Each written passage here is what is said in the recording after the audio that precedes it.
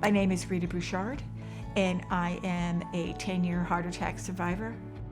Before my heart attack, I worked as assistant director of a vocational rehabilitation facility.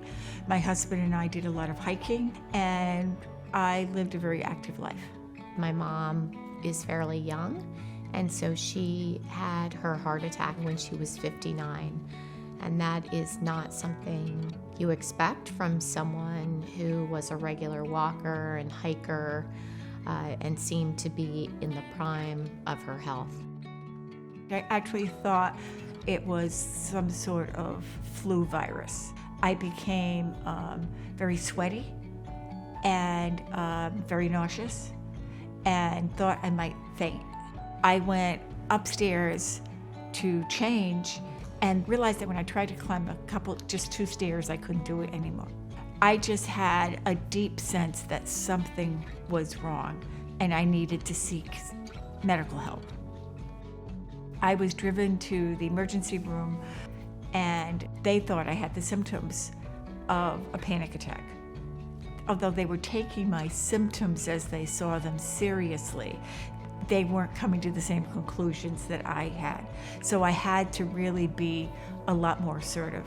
My arm was starting to feel quite numb, and I had a sense that this was taking too much time.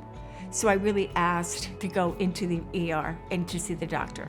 At that point, a cardiologist just walked by and looked in and saw that my EKG was very irregular and said, she is having a major heart attack. I got a call and she was in the emergency room and they didn't know what they were going to do, but they thought it was serious. And so I left the office and I started driving.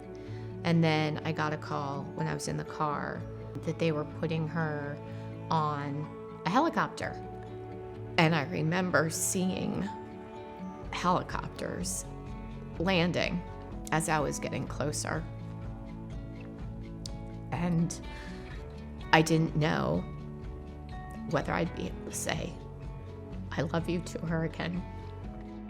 I wasn't personally thrilled to go by helicopter.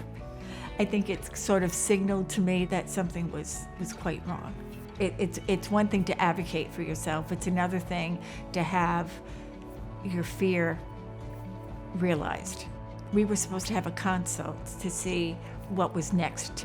When I got into the lab there, they said there wasn't time. There wasn't a choice. They were going to give me a catheterization and see what they could fix.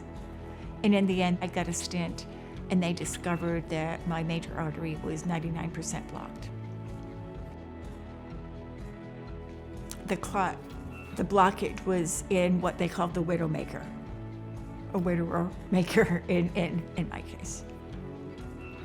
I think when I realized that I would need to have a role is when I looked the next day at what the hospital served her to eat, and it was turkey and gravy. We're in the cardiac ward, and it was a heart attack on a plate, and I got really frustrated, and I thought I was going to have a stronger role. Whenever my parents have been in the hospital since that time, well, I'd like to say I'm an advocate. I have my own challenges with my heart, and so now I'm on preventative medicine because heart disease runs in my family. And if I hadn't had that level of diligence, who knows, maybe I've lengthened my life. Since my heart attack, I've gotten involved with the American Heart Association. I was just really impressed with Go Red and the American Heart Association. It's been a really great experience for me to meet so many wonderful people so committed to heart health. Although I was not surprised that Sarah answered the call to help with Go Red, I was enormously proud of her. And it brought me to tears because it meant so much to me that she would do this. The major thing for me personally that the heart attack did, it made me realize how important every single day is. And every single day since then, and it's been 10 years now, I wake up and thank God for the day. and just assume it's going to be a good day.